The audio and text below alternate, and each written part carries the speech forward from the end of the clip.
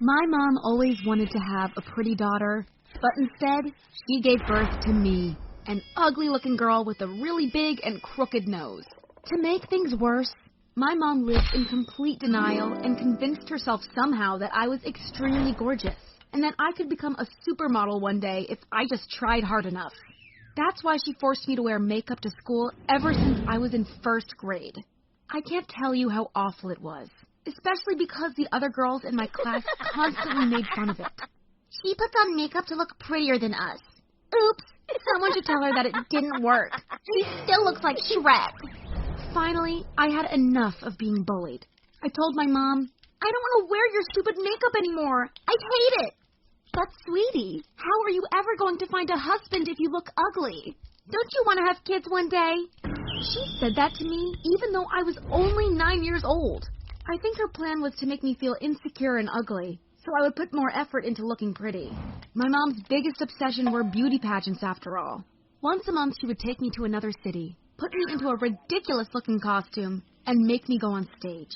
I can't put into words how much I hated those competitions. The other mothers always stared at me with a face like, "What is this ugly girl doing on stage? Get her off." Meanwhile, my mom would scream as loud as she could, "Smile more! Smile more!" One time on stage, I got asked, "What makes you different from the other girls?" And I should have responded, "What makes me different is that I'm ugly." But I didn't want to embarrass my mom in front of the other mothers. So instead, I said, "I am probably the only girl participating in this contest that hasn't had a boyfriend yet." The judges all started laughing, but the mothers of the other girls were super offended. They acted as if I had called their daughters whores. That's what's so creepy about beauty pageants for children. All the moms think their daughter is the prettiest and most perfect girl in the world. And meanwhile, they use every chance they get to trash talk the daughters of other moms. I once even overheard a mom say, "Did you see that girl in the blue dress? She was so ugly. Next time she should wear a paper bag over her head." It was such a toxic environment, and I desperately wanted to get out of it. But the more competitions I lost, the harder my mom made me practice at home. On weekends, I had to practice poses and strutting down the catwalk until my feet were sore. The only day I got time off was when my mom took my little brother to his chess practice. She really wanted him to become a chess grandmaster one day. But whenever my brother played, my mom would stand behind him and whisper into his ears what his next move should be. If my brother didn't follow my mom's chess advice, she would pinch his arm. And worse, my mom had no idea how to play chess. So because of her interference, my brother lost all his games. And it's no wonder that he built up a lot of anger over time. For his 12th birthday, my brother really wanted an Xbox. But when my mom gifted him another chessboard, he had a complete meltdown and threw the board with full force at my mom's forehead. Not only did she get knocked out, but she also got a big scar in the middle of her forehead that you can still see today. After that, she never forced my brother to play chess again. Unfortunately, I didn't have the guts to stand up to my mom and hurt her. Instead, I just kept losing beauty pageants. And over time, she came to the conclusion that it was my fault I wasn't winning because I was too fat. Today, you will start your diet and only eat 2 apples. You have to get skinny. Okay, Mom, I will lose weight for you. But you also have to promise me something. If I should get skinny and still not win any beauty pageants, then please let me find a new hobby. Don't worry, sweetie. You will win. It's guaranteed. Well, guess what? I lost a couple pounds of weight and went to another pageant. The judges had known me for years and seen me lose every single contest. So, out of pity, they decided to let me win for once. Of course, I knew I didn't deserve to win because I was the ugliest of all contestants. But I still appreciated their kind gesture nonetheless. Unfortunately, my mom didn't get it. She believed that I had won the contest because of the diet she had put me on. She said, "If you lose some more weight, you will become the next big supermodel, I promise you." Afterward, she forbade me from eating anything over the weekends. "Mom, you can't take away my food. You are starving me." Starving you? I would never do that. It's called fasting. Religions have practiced fasting for millennia. Luckily, I knew better. Kids require lots of food and nutrients to develop. So I asked my brother to bring me food at night and in secret. Meanwhile, my mom posted hundreds of photos of me winning that one beauty pageant on Instagram, always with the caption, "Prettiest girl in the world." But unfortunately, my classmates found out about it and made fun of me for it again. You must have bribed the judges to win that beauty contest. Don't think you can trick us into believing you are prettier than us. You probably think I should have simply refused to participate in any more beauty pageants, but I didn't want to disappoint my mom. She was working in a call center selling life insurance, and every day she came home from work and told me, "Oh, I hate my job so much, I want to kill myself." Meanwhile, you, sweetie, you are what keeps me going. One day you will become a famous model. Well, I wanted my mom to be happy, so I continued to do whatever she was expecting of me. But on my 16th birthday, she did something truly disgusting. She gave me a folded paper and said, "Here is your birthday present, sweetie." I unfolded it and read 3 words. Free nose job. You must be kidding me. No, I'm not. You always told me that you think you are ugly, so let's change that. But I am fine with being ugly. I will never look like a model, and that's okay. Sweetie, I think you already look gorgeous. But why not make you even prettier? The following weeks, my mom spent all her free time showing me celebrities who had gone under the knife to look better. She was most impressed by Bella Hadid, who went from below average looking to being super gorgeous and hot. She continued, "Attractive women make more money, find better husbands, and are generally treated better by society. Why should you put up with having a big, ugly nose when you can change it?" Did my mom just say I had a big, ugly nose? Before, she had always insisted that I was the prettiest girl in the world. So this comment really hurt and made me feel insecure. But it gets worse. My mom asked our neighbor's son to come over, and while secretly filming him, she asked, "Do you find my daughter attractive?" My mom asked our neighbor's son to come over, and while secretly filming him, she asked, "Do you find my daughter attractive?" "Oh, I don't know her well." "Be honest. We both know she isn't pretty. But on a scale from 1 to 10, how would you rate her?" "Well, to be honest, I think she is a 1. Later, my mom showed me the video, and when I heard that the boy thought I was a 1 out of 10, I started crying. My mom was hell-bent on making me feel insecure, and her plan was working. Meanwhile, I'm also a pretty open-minded person, so I asked myself what the downside of getting plastic surgery was. And honestly, the only negative aspect I could think of was that my classmates would surely make fun of me if they saw I had gotten a nose job, especially because I was still only a teenager.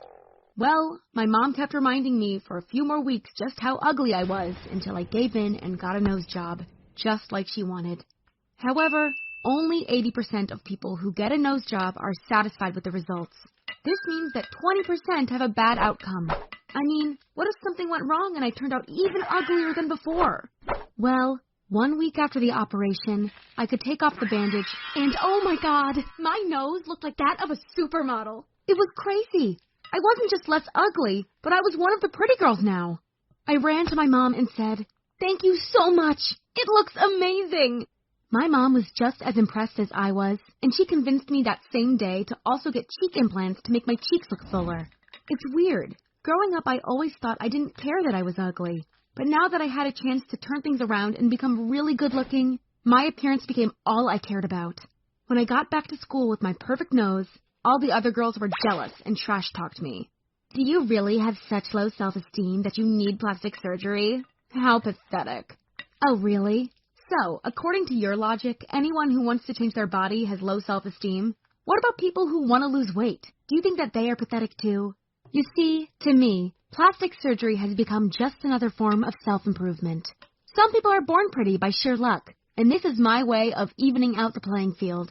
Also, my classmates kept calling me fake and plastic, so out of spite, I got even more done on my body. Boob job, cheek implants, tummy tuck. Piece by piece, I turned into a stunningly hot girl. But while it improved my self-image, it's easy to get addicted to just finding one more thing to change. Especially if your mom pays for everything and pressures you into getting more and more done. She recently told me, "You know that I got $60,000 in debt to buy you all that surgery, right? You should start searching for a guy who can pay that off, or else I'm screwed because I have to pay 12% yearly interest on this debt." Yeah, I'm still only 17, and my mom wants me to seduce rich guys to make money. I guess everything comes with its price. In the end, I'm not sure if enhancing my body made me a happier person. Right now, I'm always comparing myself to other girls. And whenever I'm not the prettiest girl in the room, I immediately feel insecure and felt really nervous as I walked down the hallway of my new school for wealthy students. I could feel people turning around to look at me and whispering, "Oh my God, I've never seen a goddess like her in my entire life. She looks like someone on the cover of a fashion magazine." Wait, someone thought I looked like a goddess? I was really getting the royal treatment on my first day. I had girls asking me to sit with them at lunch, and boys were dropping by to introduce themselves and bring me food. These people wouldn't look at me the same way if they ever found out about my parents. Just then, a nasty-looking girl walked over to my table and leaned on it, her face inches away from mine. "I don't know who you are or where you've dropped down from, but you better not cross me. I'm the campus queen, and I rule the school." Just then, one of the boys pushed her aside. "Shut up, girl. I've forgotten your name already. All hail the new campus queen!" When I got home that day, I quickly changed into my work clothes and rushed downstairs to meet my adoptive parents. "How's your new school?" "Oh, it's so cool and fun. Everybody really seems to like me and..." "Okay, that's great. Go to the kitchen quickly now and help the cook." I walked into the kitchen to find it in complete chaos, and the cook was relaxing on her feet up on a stool. "Why is the kitchen so dirty? And you haven't even started cooking." Don't take that tone with me, Missy. Just 'cause you're going to some fancy school, I need to rest my feet. Now chop chop! To everyone outside this mansion, I was the only daughter of two loving parents, but I was actually their maid's daughter. A couple of years ago, Mom remarried and just left me. The rich couple she worked for, Mr. and Mrs. Richard, decided to keep me, and I worked for them so I could go to a good school. Later that evening, as the cook and I were walking back home from the grocery store, someone suddenly bumped into me, and everything went flying everywhere. Gosh, Emily, are you blind? Sorry, sir. The child's an idiot. The man just glared at me and walked away. As I picked up the stuff, I couldn't help thinking I had to do well at the school and get a college scholarship, so I never had to work under her again. The first week at school was going amazingly well. My popularity was on the rise, and honestly, it was all really new to me. I was doing well in my lessons, and all the teachers really seemed to like me too. That is, until the day our real science teacher, Mr. Howard, returned from sick leave. The minute he walked into the classroom, I recognized him as the guy I'd bumped into. Today, we'll be talking about something I detest. Viruses. I mean, you kids are annoying enough, but I hate it when you're sick and come to school with noses full of snot. Wow, what an unpleasant guy. Now, something a lot of people don't know is that the same virus that causes the flu can also infect computers. So if you don't want your computers to crash, stay away from them when you have the cold. Wait, what? That was the dumbest thing I'd ever heard. Yes? I'm sorry, but that's not possible, sir. I've never given my laptop the flu. As a few kids started to laugh, he looked really mad. Why? Have you never fallen sick? Are you Superman? No. If you're Superman, why don't you show everyone how you can fly around? Go ahead. But I'm not Superman, and I can't fly.